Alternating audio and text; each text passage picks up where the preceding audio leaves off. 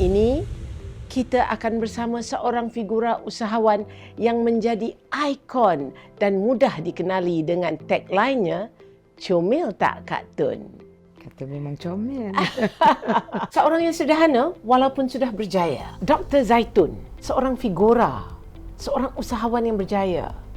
Boleh cerita sedikit mengenai latar belakang Kak Tun yang saya percaya dilahirkan di Thailand? Kak Tun sebenarnya, Kak Tun ni lahir di Thailand tapi Kak Tun tak ada keturunan Thailand. Oh, tak ada? Tak ada. Sebab mak bapak Kak Tun ada Arab campur Pakistan. Tapi orang Malaysia? No, mak Kak Tun memang Malaysia. Ada di nak kata darah Malaysia tak ada. Tapi mak Kak Tun memang di Malaysia lah. Tapi dia tidak duduk di Malaysia. Jadi bila dia kahwin, dia duduk di Bangkok. Yang Kak Tun dilahir di sana dan ditahukan Kak Tun ni anak tunggal. Kak Tun, boleh Kak Tun memberi sedikit pengenalan mengenai diri Kak Tun? Bagaimana Kak Tun bermula dalam dunia usahawan? Sebab saya dimaklumkan bahawa Kak Tun mula berniaga dari rumah. Betul ke tu? Betul, Kak Tun berniaga dalam rumah.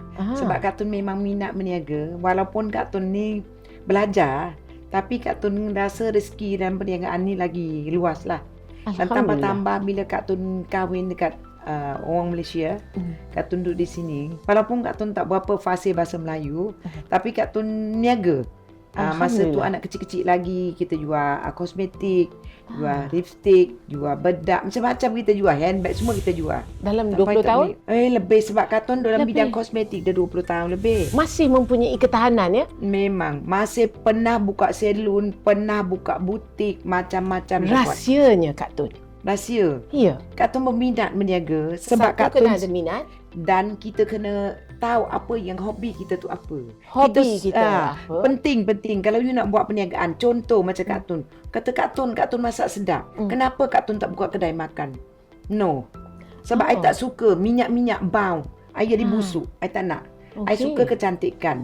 Jadi bila kita pilih, kita nak berniaga, kita kena pilih apa yang kita suka dan kita boleh buat sendiri. Apakah cabaran yang paling pahit yang Kak Tun boleh kongsi bersama? Banyak cabaran Kak Tun. Dulu Kak Tun buat kosmetik 2002. White Pearl kosmetik yang sangat famous.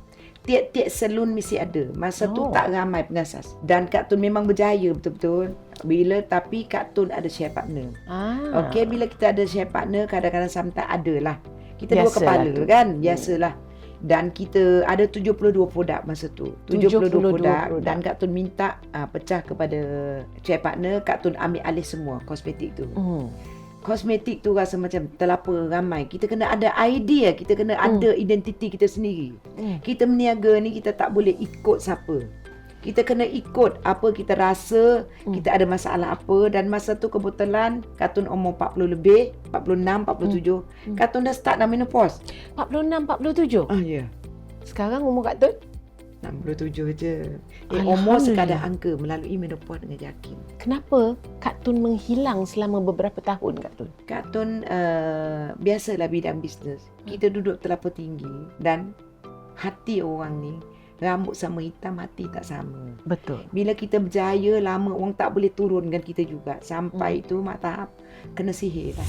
Kena sihir yang dahsyat dan teruk. Memang 8 tahun Kak Tun merana, kurung dalam bilik.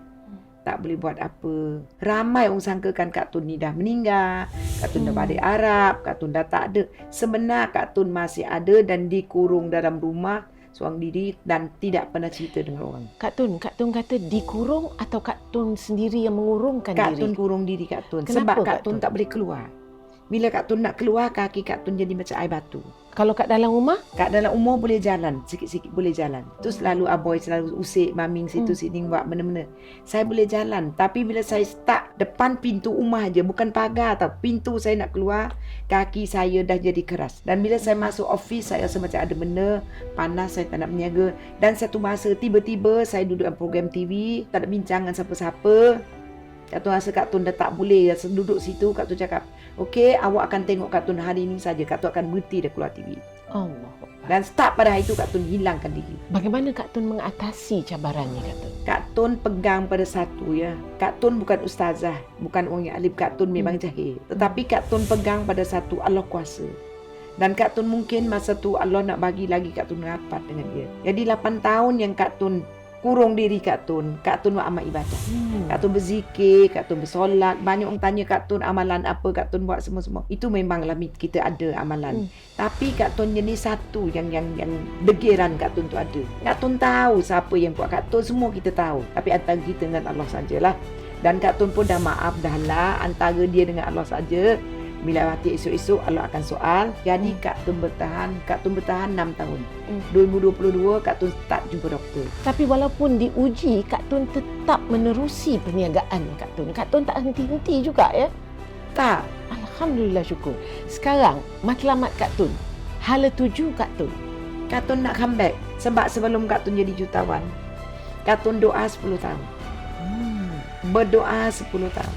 Tapi kalau berdoa sahaja tanpa usaha, boleh ke jadi usahawan? Boleh ke jadi? Kena usaha sayang. Kena usaha. Doa, usaha, ikhtiar, tawakal. Duit mai pada mana Datuk? Allah Subhanahu Wa Taala. Ya betul. Tapi duit di doa, usaha, ikhtiar, tawakal. Itu duit. Itu doa, ikhtiar, doa, usaha, ikhtiar, tawakal. Itu jadi duit. Alhamdulillah. Saya pun dapat tip yang bagus pada hari ini. Kak Tun, boleh Kak Tun cerita sedikit mengenai hala tuju Kak Tun? Selagi Kak Tun hidup, Kak Tun percaya rezeki Allah yang bagi.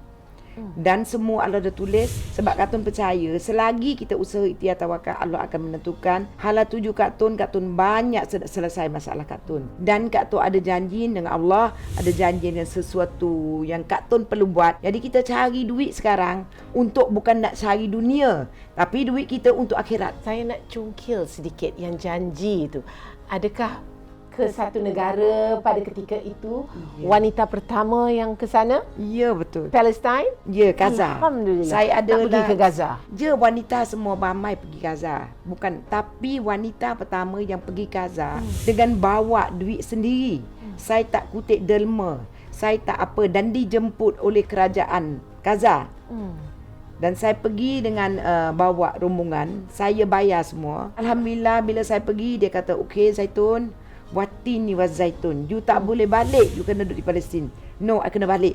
Sebab I nak saya duit, I nak support you all. Dan Kak Tun balik. Sebab pada tu Kak Tun janji Kak Tun akan come back ke Gaza. Selagi Kak Tun masih hidup, Kak Tun sentiasa doa, "Ya Allah, jangan kau matikan aku sebelum aku pijak bumi Gaza sekali lagi." Sebab aku nak tunai janji aku dengan orang Gaza. Kak Tun, kalau Kak Tun boleh pulang balik ke zaman muda Kak Tun, apakah satu perkara yang Kak Tun akan ubah atau akan perbaiki?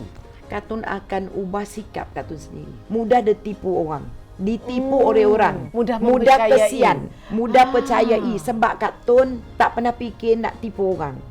Yalah. Bukan Kak Tun kata Kak Tun baik. Tapi hati Kak Tun, Alhamdulillah. Sekarang ni Kak Tun sentiasa doa, "Ya Allah, kau bagi hati aku bersih macam air zam-zam.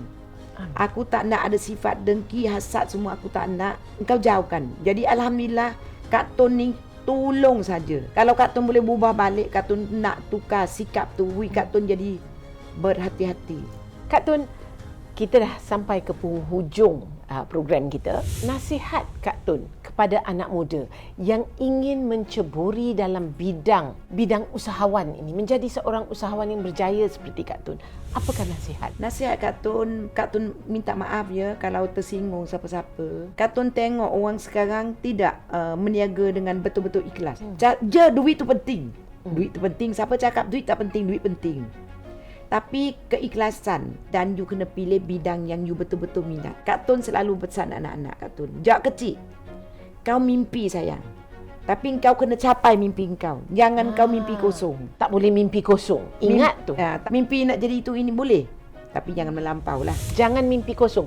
Mimpi itu mesti dijadikan realiti. Betul Kak Tun? Ya, betul. Dulu Kak Tun kata, aku nak masuk hutan tangkap harimau. Aduh. Anak harimau, tak apa dah aku dapat. Aku tak ada senjata ni, aku nak masuk hutan. Macam mana kalau aku nasib baik, aku dapat anak harimau. Nasib tak baik, mak harimau bam aku. Itu risiko kalau niaga mesti ada. Tapi Kak Tun Alhamdulillah, Allah bagi nasib baik. Kak Tun tak dapat anak harimau, tapi Kak Tun dapat mak harimau terus. Sekali dengan anak dia. Dia tak makan Kak Tun. Kak Tun makan dia. Tu Allah izin. Allahu Akbar. Jadi arti katanya, kalau saya boleh rumuskan apa yang Kak Tun kata ni ialah jika kita ingin berjaya, kita ingin menjadi seorang usahawan, kita bermula daripada kecil-kecilan dahulu. Kita kena bermula dengan adanya minat kita. Kita kalau boleh bermula daripada rumah bagi saya. Ya, betul. Secara kecil-kecilan, Ya. barulah kita apabila kita rasa kita boleh mengambil satu lagi langkah Ya, keluar langkah daripada demi langkah. langkah demi langkah. Bak kata Kak Tun ya, bila kita bayi kita merangkak dulu.